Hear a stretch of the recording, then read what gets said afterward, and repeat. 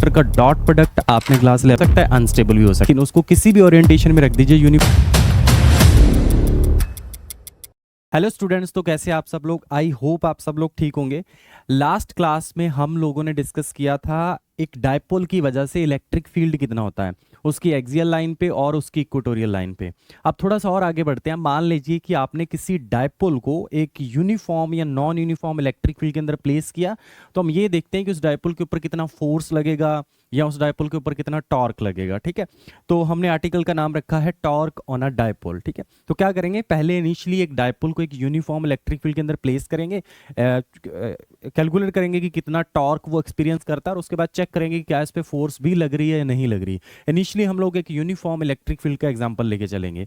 तो शुरू करते हैं आज की क्लास। आज की क्लास में बेसिकली हमने टॉर्क का कॉन्सेप्ट सीखना है, पढ़ना है, फिर इस पे कुछ 3 से 4 सवाल करने का ट्राई करेंगे। ठीक है, तो शुरू करते हैं आज की क्लास। आप अपने नोट्स निकाल लीजिए।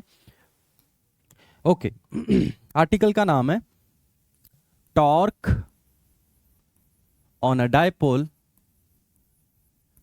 Torque on a dipole in a uniform electric field. ये वर्ड इंपॉर्टेंट है, इन अ यूनिफॉर्म इलेक्ट्रिक फील्ड।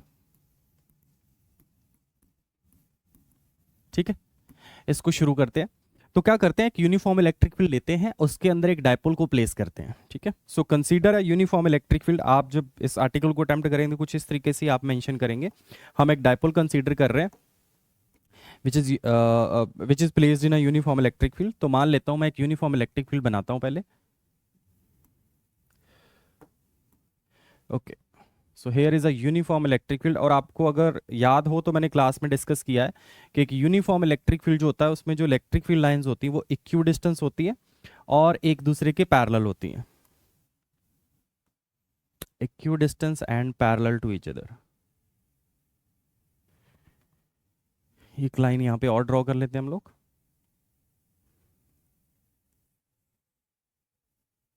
ये जितनी भी लाइनें मैंने आपके सामने ड्रॉ करी ये पैरेलल हैं और एक दूसरे से क्यू डिस्टेंस पे हैं। ये जो इलेक्ट्रिक फील्ड लाइंस मैंने आपके सामने ड्रॉ करी है ये किसी यूनिफॉर्म इलेक्ट्रिक फील्ड को रिप्रेजेंट कर रही है। और मान लेते हैं कि जो यूनिफॉर्म इलेक्ट्रिक फील्ड है कुछ इस डायरेक्शन में हमने पॉइंट कर रखा है। ठीक है, अब इसके अंदर एक डायपोल को प्लेस करना है। ठीक है, सो ये इलेक्ट्रिक फील्ड के एरो हैं कि इलेक्ट्रिक फील्ड लाइन किस तरफ है, ये इलेक्ट्रिक फील्ड के एरो हैं। अब इसके अंदर एक डायपोल को प्लेस करते हैं। तो फॉर एग्जाम्पल मान लीजिए मैंने एक डायपोल रखा है इसके अंदर which consist of negative and positive charges. तो इस तरीके से एक डायपोल इसके अंदर प्लेस करते हैं। ये वाला जो चार्ज है यहाँ पे, this charge is let's say negative charge, और यहाँ पे डायपोल का जो चार्ज है that is let's say positive charge plus Q. Okay, dipole की जो टोटल लेंथ है उसको लेट्स से डी ले लेते हैं, या जैसा हमने पिछले आर्टिकल में लिया था 2l कंसीडर कर सकते हैं। For the moment D consider कर लेते हैं। ठीक है, so let the length of the dipole is D. Okay, और इस डायपोल का जो डायपोल मूवमेंट है अगर आप ध्यान से देखें तो डायपोल मूवमेंट मैंने बताया था आपको नेगेटिव चार्ज से पॉजिटिव चार्ज की तरफ होता है। तो डायपोल मूवमेंट होगी वो कुछ इस डायरेक्शन में होगी, उसका एरो ये हो जाएगा। अब ध्यान से देखिए, अगर ऐसे करके डायपोल मूवमेंट है तो ये इलेक्ट्रिक फील्ड के साथ इमेजिन कर लेते हैं कितना एंगल बना रही है, लेट्स से थीटा। ठीक है, किसी एट एंगल थीटा पे हमने इस डायपोल को फील्ड के साथ रखा हुआ है। ओके, अब होगा क्या, ये जो इलेक्ट्रिक फील्ड है डायपोल के इस पॉजिटिव चार्ज के ऊपर फोर्स लगाएगा, ये जो इलेक्ट्रिक फील्ड है डायपोल के इस नेगेटिव चार्ज के ऊपर भी फोर्स लगाएगा। लेकिन पॉजिटिव चार्ज के ऊपर जो फोर्स लगेगी वो फील्ड की डायरेक्शन में ही लगेगी, और नेगेटिव चार्ज पे जो फील्ड फोर्स लगेगी वो फील्ड की डायरेक्शन के अपोजिट लगेगी। तो इट मींस कि इस वाले प्लस क्यू चार्ज के ऊपर जो इलेक्ट्रिक फील्ड फोर्स लगाएगा कुछ इस डायरेक्शन में लगाएगा, और नेगेटिव चार्ज के ऊपर जो फोर्स लगेगी वो कुछ इस डायरेक्शन में लगेगी। ठीक है, so let's call this force to be F minus, और let's call this force to be F plus. ठीक है, ये वाली जो फोर्स है इसका नाम हम लोग F प्लस रख देते हैं।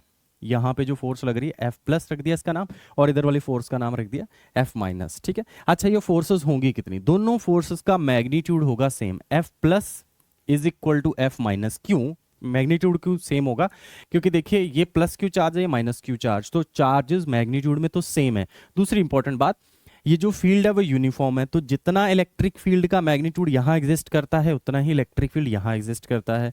तो इसका मतलब दोनों पे फोर्स एंड मैग्नीट्यूड बराबर लगेगी। सो F प्लस का जो मैग्नीट्यूड होगा that is equal to F minus का magnitude, and that is equal to Q into E. दोनों में से कोई भी एक चार्ज पकड़ लीजिए और उसको इलेक्ट्रिक फील्ड से मल्टीप्लाई कर देंगे तो आपके पास फोर्स आ जाएगी। अगले पॉइंट पे आते हैं, ये जो दोनों फोर्सेस है आपको साफ साफ दिख रहा है कि दोनों फोर्सेस की डायरेक्शन अपोजिट है ना।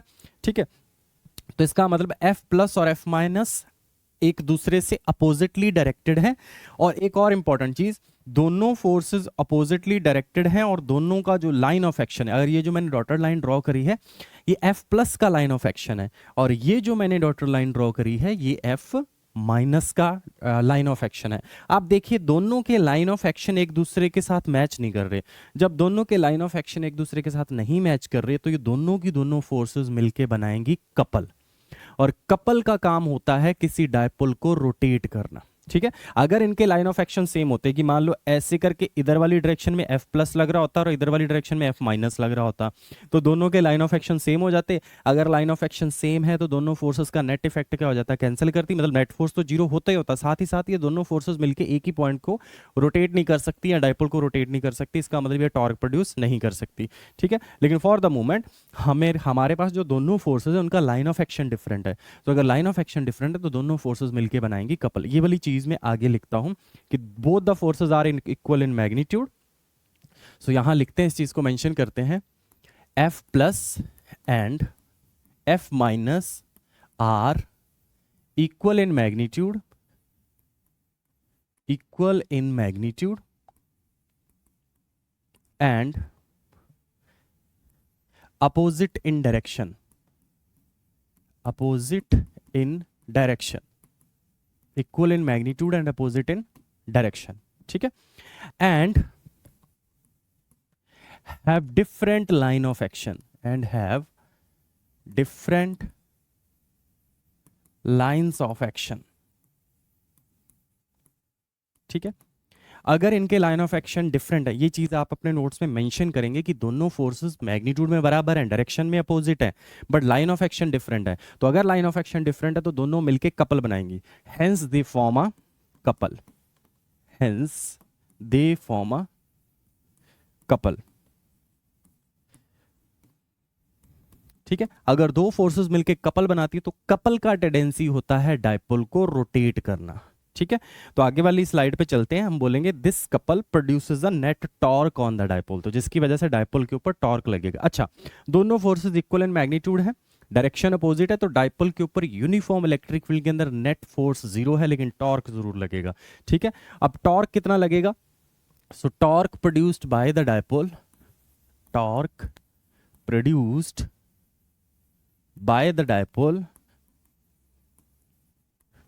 डायपोल की वजह से जो टॉर्क प्रोड्यूस होगा that torque is equal to, वो हो जाएगा जो भी कपल में से दोनों में से कोई एक फोर्स है, ठीक है, magnitude of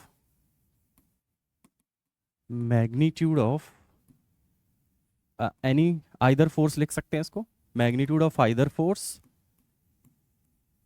into perpendicular distance between the forces, perpendicular distance between the forces. ठीक है, ओके। तो जब भी कपल कोई टॉर्क प्रोड्यूस करता है तो कपल की वजह से जो टॉर्क प्रोड्यूस किया जाता है उसको कैसे लिखा जाता है, दोनों में से किसी भी एक फोर्स का मैग्नीट्यूड लिख लीजिए और दोनों फोर्सेस के बीच का कोई भी डिस्टेंस नहीं लेना, सिर्फ दोनों फोर्सेस के बीच का परपेंडिकुलर डिस्टेंस हमें लेना है। अगर हम अपने डायग्राम में वापस जाएं तो ये रहा F प्लस का लाइन ऑफ एक्शन और ये रहा F माइनस का लाइन ऑफ एक्शन। ठीक है, और इनके बीच का जो परपेंडिकुलर डिस्टेंस है वो ये वाला परपेंडिकुलर डिस्टेंस नहीं है। मुझे क्या करना चाहिए, इस वाली लाइन को हल्का सा इसके ऊपर एक परपेंडिकुलर फॉल करवाना है, ये जो डॉटर लाइन है। अब ये जो डिस्टेंस मैंने लिखा है, let's call this distance to be D। Here D is the perpendicular distance between F plus and F minus. हम ट्रायंगल की थोड़ी सी सिमेट्री यूज करके इस D को निकाल सकते हैं, आगे देखते हैं, पहले लिखते हैं इन दोनों को। ठीक है, तो नेक्स्ट आ जाएगा मेरे पास, इस कपल की वजह से जो टॉर्क प्रोड्यूस हुआ, torque is equal to magnitude of either force यानी कि F इनटू दोनों के बीच में जो परपेंडिकुलर डिस्टेंस है, let's call that to be D perpendicular. ठीक है, तो ये वो टॉर्क है जो इस डायपोल के इस वाली फील्ड की वजह से डायपोल के ऊपर लगेगा। ठीक है, अब D परपेंडिकुलर वापस चलते हैं, डायग्राम से निकालते हैं। अगर हम डायग्राम के अंदर देखें तो हमें ये D, ये वाला डिस्टेंस चाहिए ना, इसको हमने D परपेंडिकुलर बोला है, अब ये चाहिए। अगर आप इस ट्रायंगल के अंदर देखेंगे तो -Q से लेके +Q तक का डिस्टेंस पता है, D परपेंडिकुलर निकालना है। ये अगर थीटा है तो थीटा के सामने ये परपेंडिकुलर और ये हाइपोटेन्यूज। ठीक है, क्योंकि अगर ये एंगल थीटा है तो ये एंगल भी तो भैया थीटा ही होगा।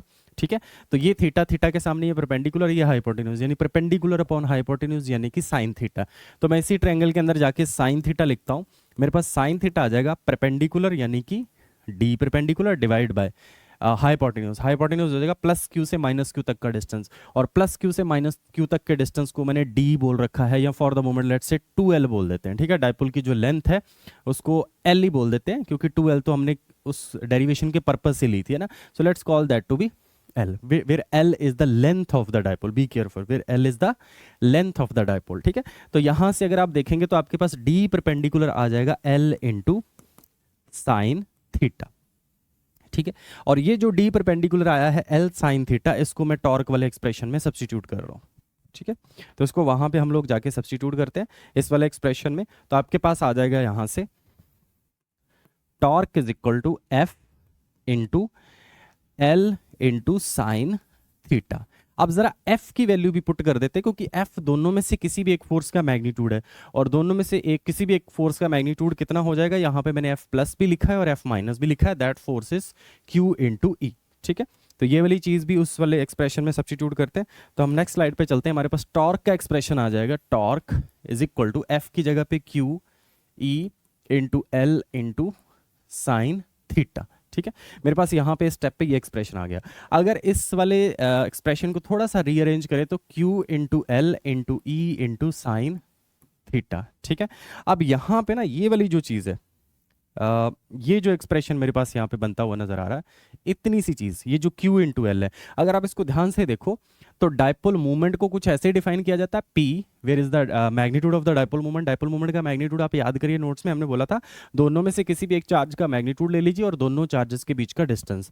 तो इट मीन्स दोनों में से कोई भी एक चार्ज ले लीजिए और दोनों चार्जेस के बीच का डिस्टेंस, दैट इज L, ठीक है। तो Q इंटू एल जो मुझे इस एक्सप्रेशन में अपने वाले में दिख रहा है, इसको मैं डाइपोल मूवमेंट बोल सकता हूं। तो मेरे पास टॉर्क आ जाएगा यहां से P into E into sine theta. ये जो एक्सप्रेशन आया, this is very important expression, maximum question में इसको हम लोग यूज करेंगे न्यूमेरिकल प्रैक्टिस में, ठीक है। Torque is equal to P into E into sine theta. इसका मतलब डाइपोल के ऊपर लगने वाला जो टॉर्क है वो डाइपोल मूवमेंट की पावर 1 पे, इलेक्ट्रिक फील्ड की पावर 1 पे और थीटा पे डिपेंड करता है। जैसे जैसे थीटा चेंज होगा टॉर्क का मैग्नीट्यूड चेंज होगा, ठीक है। इसको अगर हम वेक्टर फॉर्म में लिखना चाहें तो हम इसको लिख सकते हैं torque vector is equal to, ये भी वेक्टर क्वांटिटी ये भी वेक्टर क्वांटिटी, तो इसको लिखा जा सकता है P vector cross E vector. Again a very important expression, ठीक है। ये दो एक्सप्रेशन है जो हमारे लिए इंपॉर्टेंट है, और बी केयरफुल, ये टॉर्क सिर्फ यूनिफॉर्म इलेक्ट्रिक फील्ड के लिए लिखा है। अगर फील्ड नॉन यूनिफॉर्म है तो फोर्स भी एग्जिस्ट करेगी, टॉर्क तो एग्जिस्ट करना ही करना है, ठीक है। अगर जो डायपोल है, अभी मैंने उसको यूनिफॉर्म इलेक्ट्रिक फील्ड के अंदर रखा, तो यहाँ पे उस यूनिफॉर्म इलेक्ट्रिक फील्ड की वैल्यू ई आएगी, ठीक है। बट इन केस अगर फील्ड नॉन यूनिफॉर्म है तो फिर नॉन यूनिफॉर्म फील्ड के केस में ये एक्सप्रेशन पार्शली वैलिड है, मतलब पार्शली ट्रू नहीं है, ठीक है। तो इसको कंप्लीट करना पड़ेगा नॉन यूनिफॉर्म के लिए। उस सिचुएशन में डायपोल के ऊपर फोर्स भी लग सकती है और टॉर्क तो लगेगा ही लगेगा, ठीक है।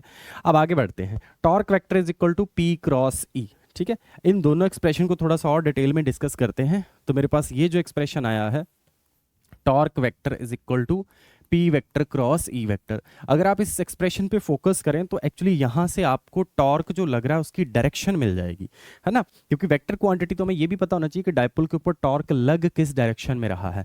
तो अगर हम डायग्राम के अंदर वापस जाएं, अपना जो इनिशियल डायग्राम था, इसमें अगर वापस जाएं तो आपको साफ साफ दिख रहा है कि भैया ये रही डायपोल मूवमेंट और ये रहा इलेक्ट्रिक फील्ड, ठीक है। यानी ये रहा, अगर मैं इस पेन से दिखाऊं तो ये रहा मेरे पास डायपोल मूवमेंट और ऐसे करके रहा इलेक्ट्रिक फील्ड, ठीक है।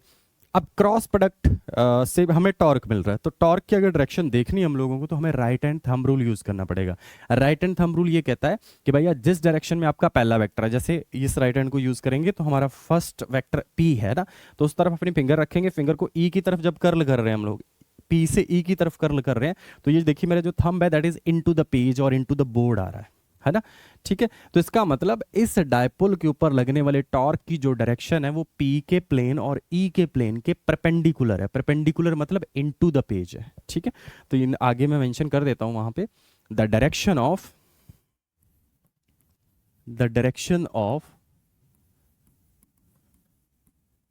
टॉ vector is perpendicular to the plane, is perpendicular to the plane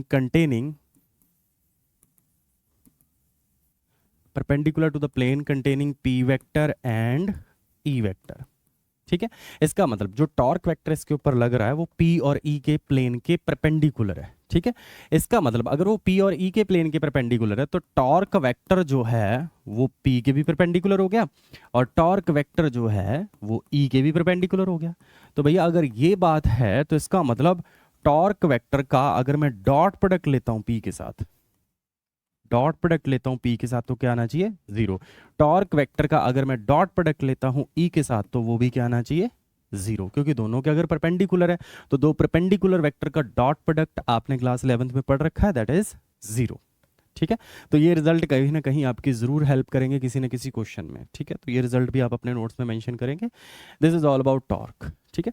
अब एक जो दूसरा एक्सप्रेशन है, torque is equal to P E sine theta, अब इसके ऊपर डिस्कशन करते हैं।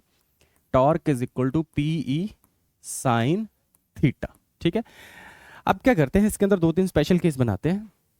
मान लीजिए थीटा का वैल्यू 0 है, ठीक है। फॉर एग्जांपल फर्स्ट केस बनाते हैं, इसके बाद इसमें when theta is equal to 0। अच्छा, थीटा के 0 होने का मतलब ये हो गया, ये जो थीटा है एक्चुअली ये P और E के बीच का एंगल है ना। तो अगर थीटा 0 है तो इसका मतलब P E की ही डायरेक्शन में अलाइंड है। व्हाट इट मींस कि अगर ये रहा इलेक्ट्रिक फील्ड, जो कि यूनिफॉर्म इलेक्ट्रिक फील्ड हमने इधर लगाया था, अब डायपोल ऐसे करके किसी एंगल पे नहीं रखा, डायपोल का जो डायपोल मूवमेंट है वो E के पैरेलल ही हो गया है ना।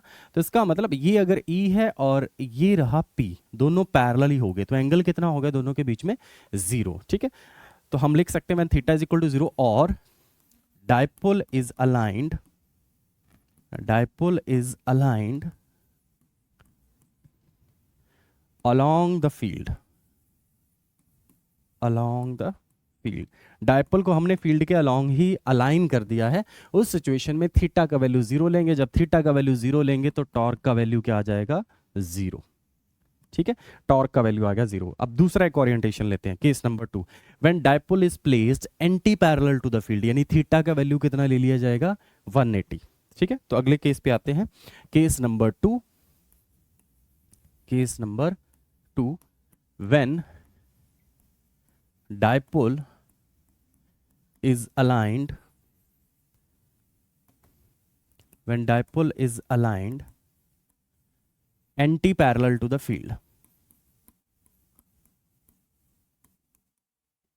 एंटी पैरेलल या अपोजिट वर्ड ज्यादा सही रहेगा, aligned opposite, opposite direction to the field, to the field, field के अपोजिट डायरेक्शन में हम उसको करना चाह रहे हैं। इसका मतलब थीटा का वैल्यू अब कितना ले लेंगे हम लोग, 180, ठीक है। तो ये रहा इलेक्ट्रिक फील्ड और अब जो डायपोल है वो कुछ इस डायरेक्शन में हो गया, डायपोल मूवमेंट कुछ इस डायरेक्शन में होगी, तो दोनों के बीच में जो एंगल है वो 180 का हो गया। तो इस वाली सिचुएशन में भी डायपोल के ऊपर जो टॉर्क लगेगा that is P E sine theta, theta की वैल्यू 180 पुट करके तो कितना आ जाएगा, 0, ठीक है। तो इस वाली सिचुएशन में भी टॉर्क कितना लगेगा, 0, ठीक है। तो डायपोल चाहे पैरेलल टू द फील्ड रखा हो, चाहे एंटी पैरेलल या opposite to the direction of the field रखा हो, उसके ऊपर नेट टॉर्क कितना लगता है, 0। अच्छा, टॉर्क की वैल्यू 0 होने का मतलब ये होता है कि वो डायपोल रोटेशनल इक्विलिब्रियम में है ना, ठीक है। अब इक्विलिब्रियम है तो इक्विलिब्रियम स्टेबल भी हो सकता है, अनस्टेबल भी हो सकता है। तो इसमें जो थीटा इज इक्वल टू 180 वाली ओरिएंटेशन है इसको अनस्टेबल इक्विलिब्रियम गिना जाएगा, ठीक है। सो अनस्टेबल इक्विलिब्रियम वाली सिचुएशन है ये, अनस्टेबल इक्विलिब्रियम, ठीक है। और ये जो ओरिएंटेशन है इसको स्टेबल इक्विलिब्रियम ओरिएंटेशन कंसीडर किया जाएगा, स्टेबल इक्विलिब्रियम, ठीक है। स्टेबल इक्विलिब्रियम और अनस्टेबल इक्विलिब्रियम में डिफरेंस इस तरीके से कंसीडर कर सकते हैं कि मान लीजिए ये डायपोल है जो फील्ड की डायरेक्शन में रखा है और मान लेते हैं कि फील्ड भी इधर लगी हुई है और डायपोल मूवमेंट भी इसी डायरेक्शन में है। तो उस वाली सिचुएशन में क्या हो जाएगा कि अगर आप डायपोल को इसकी इक्विलिब्रियम ओरिएंटेशन से हल्का सा डिफ्लेक्ट करने का ट्राई करेंगे और डायपोल वापस आने की, उसी ओरिएंटेशन में वापस आने की टेंडेंसी रखे तो डायपोल स्टेबल इक्विलिब्रियम में है। अगर डायपोल उस ओरिएंटेशन में आने की टेंडेंसी ना रखे तो डायपोल अनस्टेबल इक्विलिब्रियम में। तो इसलिए जब 0 डिग्री वाली ओरिएंटेशन है, केस नंबर 1, यानी कि जो पैरेलल टू द फील्ड रखा होता है, उसको हल्का सा आप हिलाएंगे, फील्ड इमीडिएटली उसके ऊपर टॉर्क लगा के उसको वापस यहाँ लाने का ट्राई करेगी, तो डायपोल वहाँ आने की टेंडेंसी रखता है, इसलिए 0 डिग्री वाला जो इक्विलिब्रियम है उसको स्टेबल इक्विलिब्रियम बोला गया। इसके जस्ट उल्टा कर दिया जब हमने कि अब फील्ड इधर लगी हुई है, डायपोल मूवमेंट इधर होगी। अब इस वाली ओरिएंटेशन में क्या है कि 180 पे आप हल्का सा हिलाएंगे, डायपोल की वजह से टॉर्क लगेगा, और डायपोल के ऊपर लगने वाला टॉर्क या फील्ड तो ये चाहती है कि डायपोल मूवमेंट मेरी ही डायरेक्शन में अलाइन हो जाए। तो आप हल्का सा 180 से जैसे डिस्टर्ब करेंगे, डायपोल घूम के दूसरी वाली ओरिएंटेशन में चला जाएगा। इसलिए ये जो ओरिएंटेशन है, this orientation is unstable equilibrium. अब केस नंबर 3 पे आते हैं कि मान लो जो डायपोल है फील्ड के साथ 90 डिग्री के एंगल पे रखा हुआ है, ठीक है। Case number 3 when dipole is placed perpendicular to the field, when dipole is placed perpendicular to the field, अगर डायपोल को परपेंडिकुलर टू द फील्ड रखा जाए तो उस वाली ओरिएंटेशन में क्या हो जाएगा, थीटा का वैल्यू हो जाएगा 90, ठीक है। थीटा का वैल्यू जैसे ही 90 लोगे तो टॉर्क वाले एक्सप्रेशन में आ जाएगा पी ई साइन 90, और साइन 90 होता है जी 1। तो हमारे पास इस वाली ओरिएंटेशन में मैक्सिमम टॉर्क लगता है, डायपोल के ऊपर मैक्सिमम टॉर्क लगता है। जब भी आपको सवाल दिया जाएगा calculate the maximum torque experienced by the dipole placed in a uniform electric field, consider theta is equal to 90 degree, be careful, ठीक है। So this orientation is of maximum torque experienced by the dipole, maximum torque experienced by the dipole,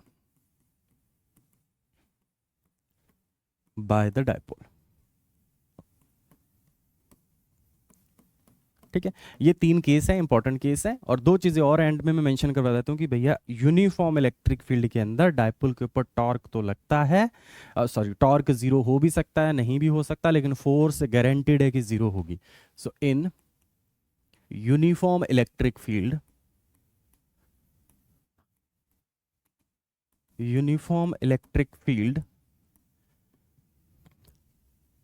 force, net force जिसको हम बोलेंगे, net force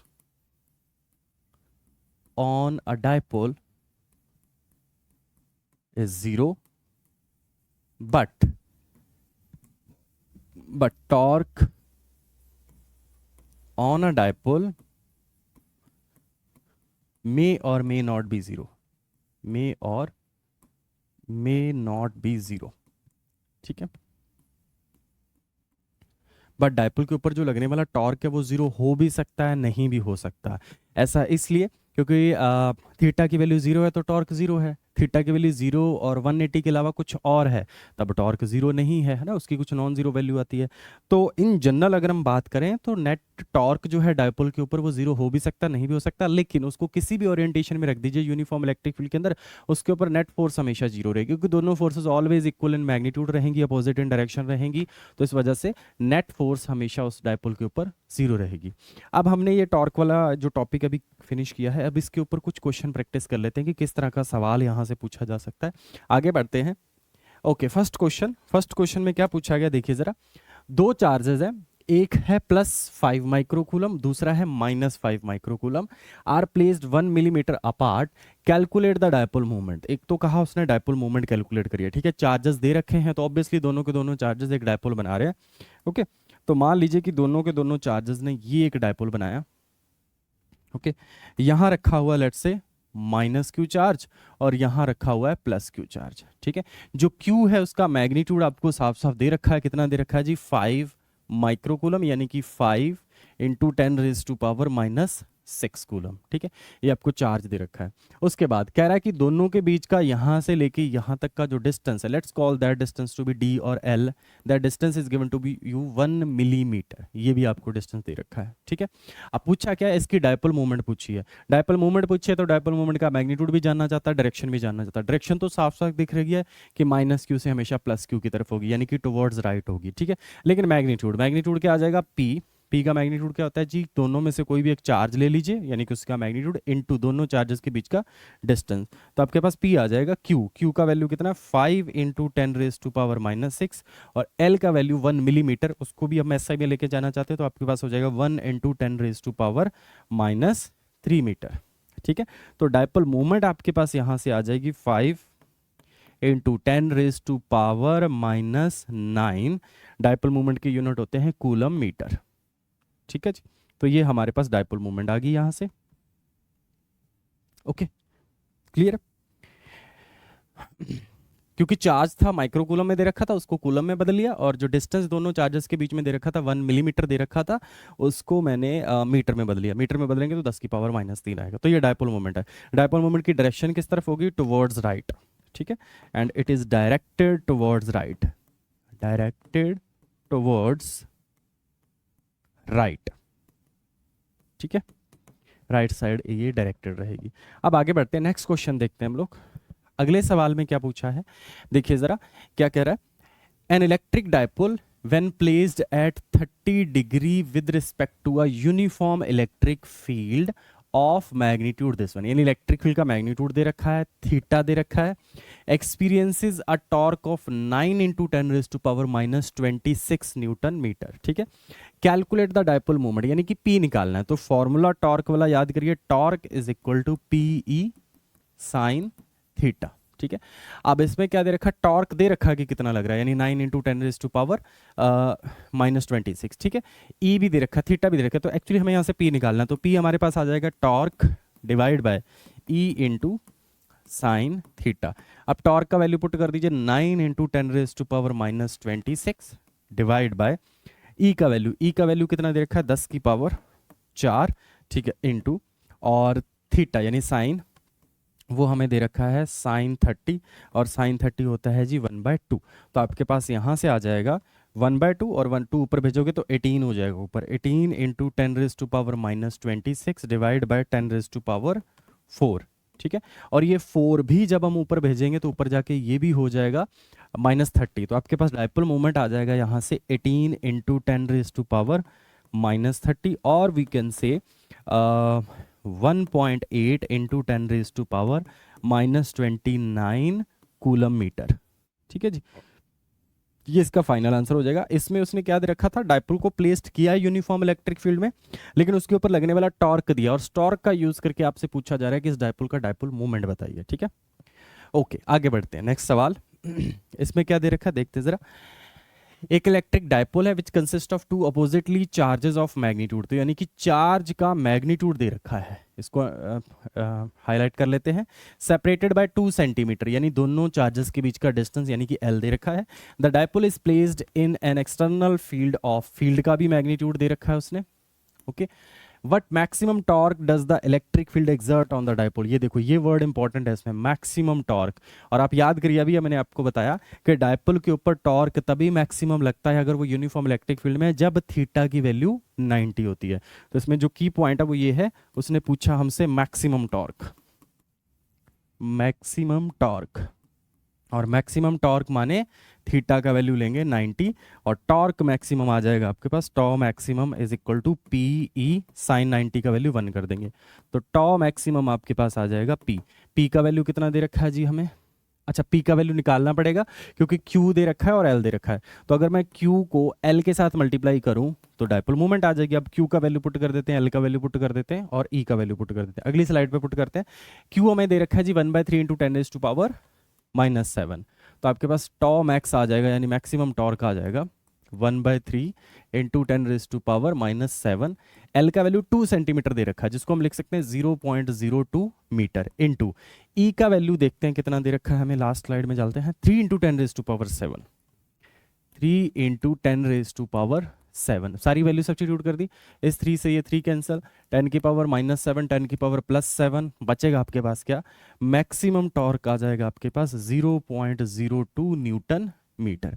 तो ये इस dipole के ऊपर लगने वाला मैक्सिमम टॉर्क। ठीक है, तो जो आज की क्लास रही हमारी, बेसिकली हमने एक टॉपिक डिस्कस किया, that is torque on a dipole in a uniform electric field.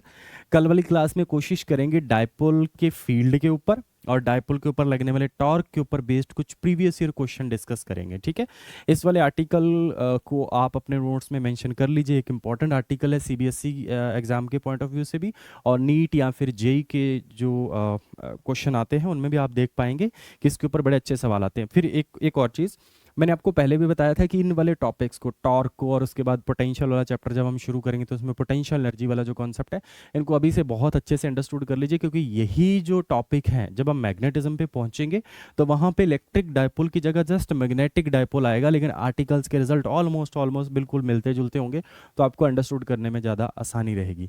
इसलिए इन चीज़ों को अभी थोड़ा सा अच्छे से क्लियर कर लीजिए और इनके ऊपर मैक्सिमम क्वेश्चन प्रैक्टिस हम लोगों को करनी है, ताकि जब भी हम कम्पिटिटिव एग्जाम के अंदर बैठें तो हमें ऐसा ना लगे कि सवाल जो है वो नया आया है या फिर ऐसा सवाल हमने पहले देखा नहीं। तो जितनी ज़्यादा हम क्वेश्चन प्रैक्टिस रखेंगे अपनी, तो सवाल के साथ हम पहले से फेमिलियर रहेंगे, है ना, जो भी सवाल आपको कम्पिटिटिव एग्जाम में दिखेगा।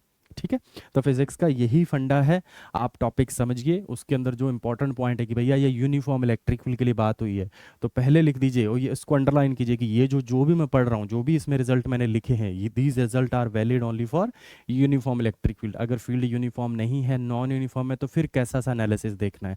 तो कई बार जो कंसेप्चुअल सवाल जहाँ पे स्टूडेंट गलती करते हैं, वो यही गलती करते हैं कि यूनिफॉर्म इलेक्ट्रिक फील्ड के रिजल्ट को सवाल नॉन यूनिफॉर्म का पूछा गया वहां अप्लाई करते हैं, आंसर गलत हो जाता है। इसलिए फिजिक्स का बेसिक सा रूल तो होता है कि मैक्सिमम क्वेश्चन प्रैक्टिस करिए, लेकिन ये जो छोटे छोटे पॉइंट्स हैं, जो कंसेप्चुअल पॉइंट्स हैं, इनको जरूर मेंशन करके चलना है। ठीक है, कि ये जितना भी मैंने काम किया ये किन अजम्पशंस के ऊपर बेस्ड, जो मैंने एंड में डिराइव किया ना, पूरा आर्टिकल ही यूनिफॉर्म इलेक्ट्रिक फील्ड के ऊपर बेस्ड है। अब इस फॉर्मूले के लिए अगर कोई पूछे कि भैया नॉन यूनिफॉर्म में जब टॉर्क डायपोल को रखेंगे तो क्या टॉर्क जीरो होगा, क्या फोर्स जीरो होगी, तो आंसर इज नो। उसका अलग एनालिसिस है, वो हम नेक्स्ट क्लास में हम डिस्कस कर लेंगे। ठीक है, आज की क्लास में बस इतना है, क्वेश्चन प्रैक्टिस करते रहिए और क्लास को रेगुलर देखते रहिए, अपने नोट्स प्रिपेयर करते रहिए। Okay, thank you so much आज की क्लास को यहाँ तक देखने के लिए।